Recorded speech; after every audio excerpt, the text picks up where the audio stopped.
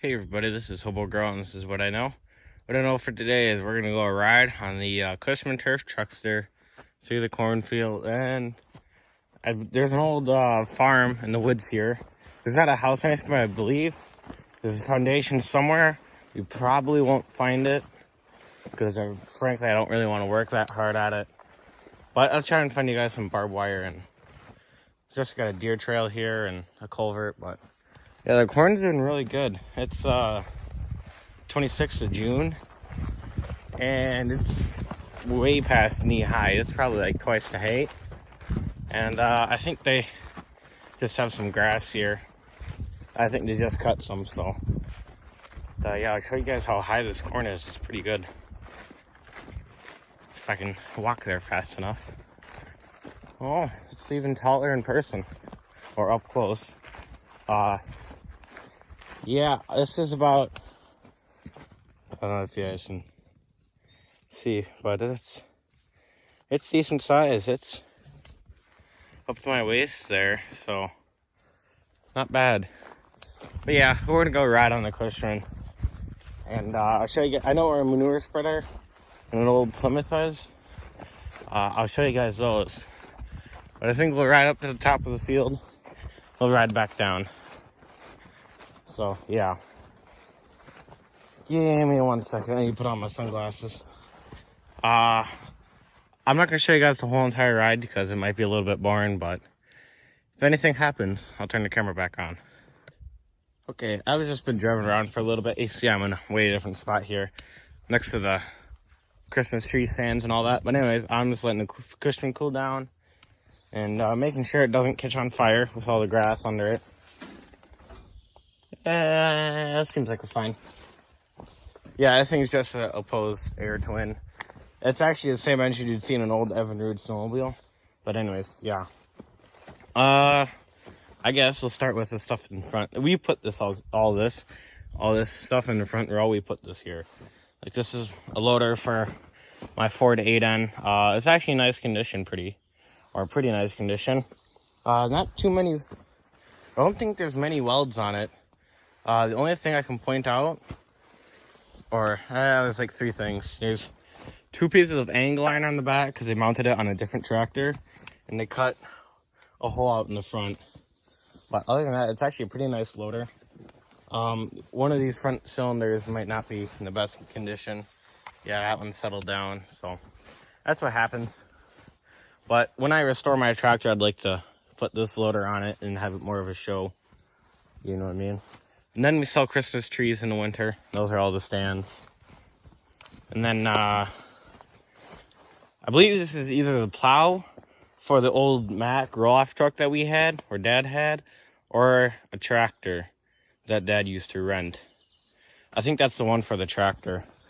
I don't remember. We'll wait for that. And then as you can see, they got these big ruts here.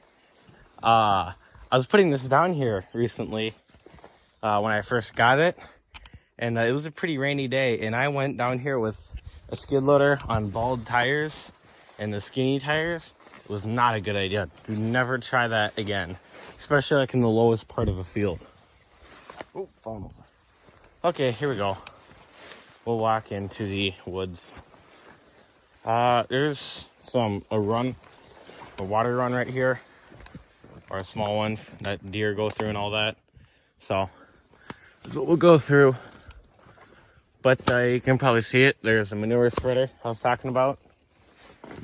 There used to be an old farm in the woods here. I don't quite know where the foundation is, so that might be in a later video when I'm snowmobiling this winter. But here's the old manure spreader. I don't know who makes it. It's pretty complete, except for it's missing all the wood. But other than that, it's actually a complete manure spreader. It's pretty interesting. I don't know, it's not in the best condition, I don't think. I would walk down there, but I don't want to slip and fall and bang my head. And yeah, so. But anyways, it's fairly complete. I think if someone really cared enough and wanted to, if you took like, this would be more of a parts machine. But if you took like another one, or 3 of them. You could probably make one good one out of them, but it's more of a parts. And then there's an old car over there. Walk to it here. I'm just trying to follow the deer trails, you know what I mean? It's just gotta get over here. It's kind of hard because there's buckthorn and rosebush and a lot of crap that doesn't want to get poked. So it's just a more of, I can see the back there. It's an old split window car from the 40s, I think. 40s, maybe 30s actually, I don't know. But a tree fell on it, it's severely rusted out. And yeah, there's a seat spring for it, or the seats. It's an old suicide doors, which is really cool. But here it is. And it's probably its final resting spot right here. Probably be claimed by Mother Nature or yard art, who knows. It'd actually be a pretty cool yard art.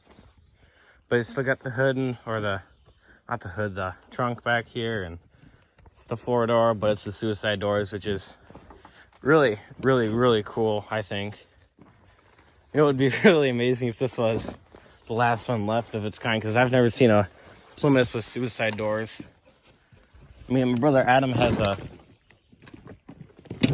Oh, shnikes, that's rotted. But here we go. All the windows are blown out. Got some bolt holes in it. In the front, it's a long car. The rear end is, you can't even see the thing. It's probably not the best time of year to come and look at this, but I don't know. There's like an old battery tray, I think, and old gauges in there, and it's completely caved in. Got the old air conditioning with the windows that pop up, the old wipers, and it still has the engine. It's an inline 6. Pretty much probably like a parts engine. Maybe you need the block or a head. Probably be the engine for that. I'm sure it's just a Chrysler. It's got these really cool inner fenders with those vents on there. Has the really old oil filters, that setup. Not the spin on. What else? I don't know a whole ton about this car, so I'll have to ask my neighbor. He would probably know more, but the carburetor's gone. A lot of the stuff that you would need is gone. It's probably locked up. The water jacket needs to be cleaned. It's got an old horn in there. It would actually be kind of cool to see working. But yeah. I don't know. Here's another view of the cab. It has an old mirror in there. I'm sure it's blown out. But yeah, just thought I'd show you guys this stuff. Thought it was interesting. But I don't know. But that might be a piece of yard art one day. Someone sees this and say, I want that. And at an antique store, this would probably be like $5,000. But yeah. I just thought it was pretty neat. It'll probably be the remainders of the farm down here. They probably won't be touched. You just leave them with the farm. But I don't know. The manure spreader is kind of cool, I will have to say. That might have to be taken out of here one day. But that was probably the family car, and probably got so rusted out they had to stop driving it, and so they stopped driving it.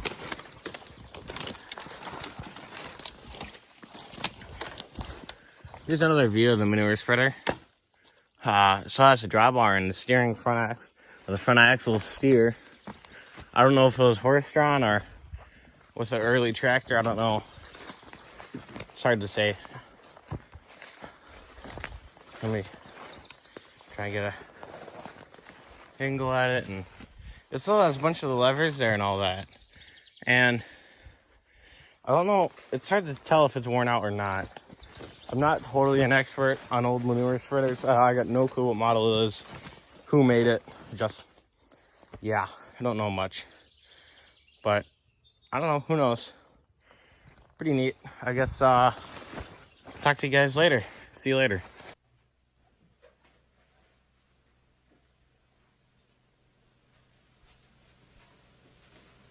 You're still here? It's over. Go home. Go.